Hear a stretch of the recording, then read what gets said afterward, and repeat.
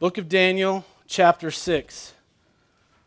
We need to realize where we're at in history at this point. I think it helps us have a good understanding, a good picture of what's taking place.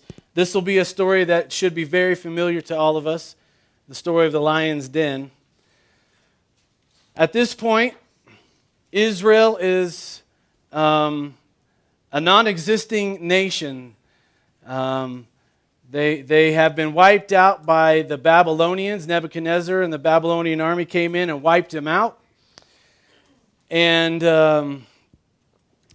turned them into slaves or into servants, the ones that were left alive. And as we come into chapter 6, Nebuchadnezzar has long been gone. His son Belshazzar was in the authority at this point, and this is the story of the writing on the wall. This would be chapter 5. And the Mede and Persian army came in and wiped out Babylon. Israel is still in exile, but now instead of being under the authority of the Babylonian kingdom, now they are under the authority of the Mede and Persian kingdom. And it's during this time that several key stories that you and I would be familiar with are happening. One being the story of Esther, which is one of my all-time favorite Bible stories. Just such great stuff in there. And we may look at that at some point soon. But it was the Persian king Xerxes who then ended up marrying Esther. And so that's happening during the Persian time. And Darius is who we're looking at today. Darius, we believe, is Xerxes' son. So the Esther story basically has already taken place in history, but we're just right after that. Also, you need to realize that Nehemiah, if you're familiar with the story of Nehemiah and the rebuilding of the walls, that happens during the Persian Empire time as well. So we're in that time frame historically. And here we find ourselves in Daniel chapter 6. It pleased Darius to appoint 120 governors. Your Bible probably says the word satrap.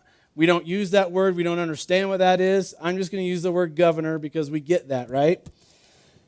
Darius appointed 120 governors to rule throughout the kingdom, and there were 3 administrators over those governors, one of whom was Daniel. Governors were made accountable to them so that the king might not suffer loss. Now Daniel so distinguished himself among the administrators and the governors by his exceptional qualities that the king planned to set him over the whole kingdom. Daniel is about to get a very significant raise, a significant promotion. He has been seen. The qualities that he has exhibited have been noticed. And so he's going to be raised up even over the 3 other administrators that are over the governors. So, at this, verse 4, the administrators and the governors tried to find grounds for charges against Daniel in his conduct of government affairs, but they were unable to do so. They could find no corruption in him because he was trustworthy and neither corrupt nor negligent. An upright guy. Finally, these men said, "We will never find any basis for charges against this man Daniel unless it has something to do with the law of his God." So, the administrators and the governors went as a group to the king and said, "O King Darius, live forever." Let's suck up to the king a little bit. The royal administrators, prefects, governors, advisors, and other governors have all agreed that the king should issue an edict and enforce the decree that anyone who prays to any god or man during the next 30 days, except to you, O king, shall be thrown into the lion's den. Just pause for a moment because it's interesting that there's one key person left out of this ensemble. And it's the one that Darius is about to put in charge of everyone. They come to Darius and they say, hey, we've all been meeting and we've all made up this plan. Everybody's included. We think you should do this for the next 30 days. Well, they're lying, aren't they? Obviously, there's one key person left out of this group, and he's left out on purpose.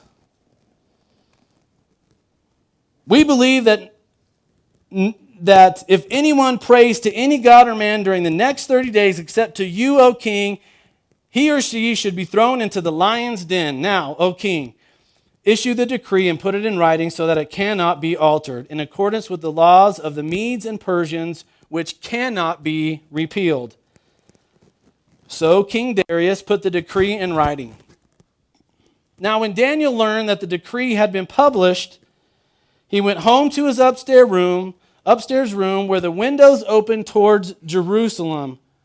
3 times a day he got down on his knees and prayed, giving thanks to his God just as he had done before. Daniel just keeps going about business as usual. It's important that we note this. He didn't ramp up his prayer life. He didn't decelerate his prayer life. He didn't change his prayer location. He didn't change his prayer position. He didn't change his prayer timing. He went on about business as usual, the same, regardless of what the decree has been. He gets into that window facing Jerusalem and he prays, just as he had always done. Verse 11, then these men went as a group, and just as they suspected, they found Daniel praying and asking God for help. So they went to the king and spoke to him about his royal decree. Did you not publish a decree that during the next 30 days, anyone who prays to any god or man except to you, O king, would be thrown into the lion's den? The king answered, the decree stands in accordance with the laws of the Medes and Persians, which cannot be repealed. Then they said, well, Daniel, who is one of the exiles from Judah, pays no attention to you, O king, or to the decree that you put in writing. He still prays 3 times a day. And when King Darius heard this, he was greatly distressed and was determined to rescue Daniel and made every effort until sundown to save him. At this point, Darius realizes he's been trapped. He's been duped.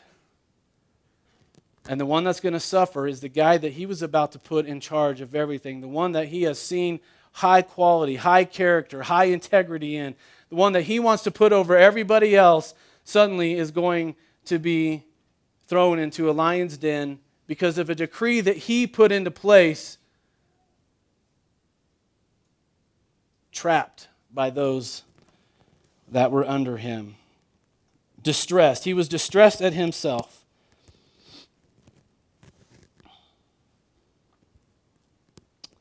So the king gave the order. He couldn't figure out any way to change it. So he gave the order, and they brought Daniel, and they threw him into the lion's den. And the king said to Daniel, on his way into the lion's den, may your God, whom you serve continually, rescue you. Basically saying, I did everything I could. I couldn't change it. I couldn't undo it. There was no way out. The only person that can save you now, Daniel, is your God. May he do so. Darius had a stone. A stone was brought and placed over the mouth of the den, and the king sealed it with his own signet ring and with the rings of his nobles so that Daniel's situation might not be changed. Let's not interpret this incorrectly. If you look at this the wrong way, you think, well, the king wants him to die. I mean, he doesn't even want him to escape. He's putting a rock over this. He's sealing it up so that Daniel's doom is sealed. That's not the case at all. He's actually sealing it up because he doesn't want somebody else coming in as God is trying to spare Daniel and wreck the situation. He's realizing at this point Daniel has many enemies. He's actually doing this to protect Daniel. He's already entrusted Daniel into God's arms, has he not? Only your God, Daniel, is going to be able to rescue you at this point. I'm going to do what I can. I'm going to seal this up so that nobody can mess with the situation. It will be between you and God at this point.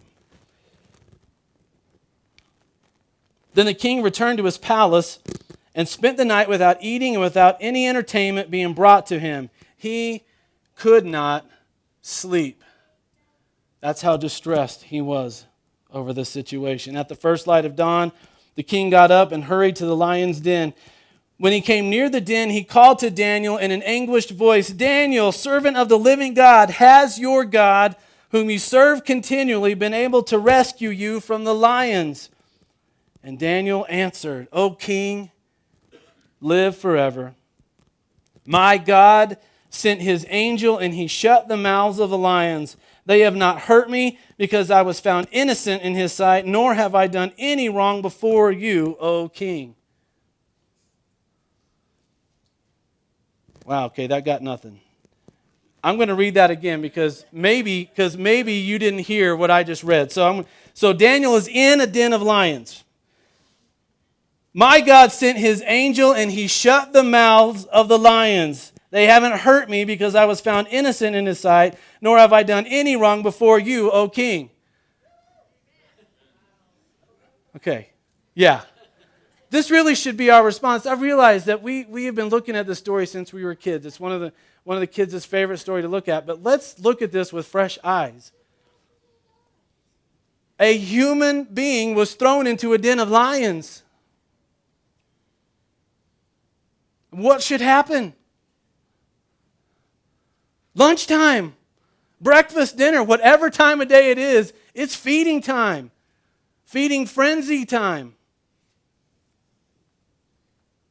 Darius knows this. He doesn't sleep all night.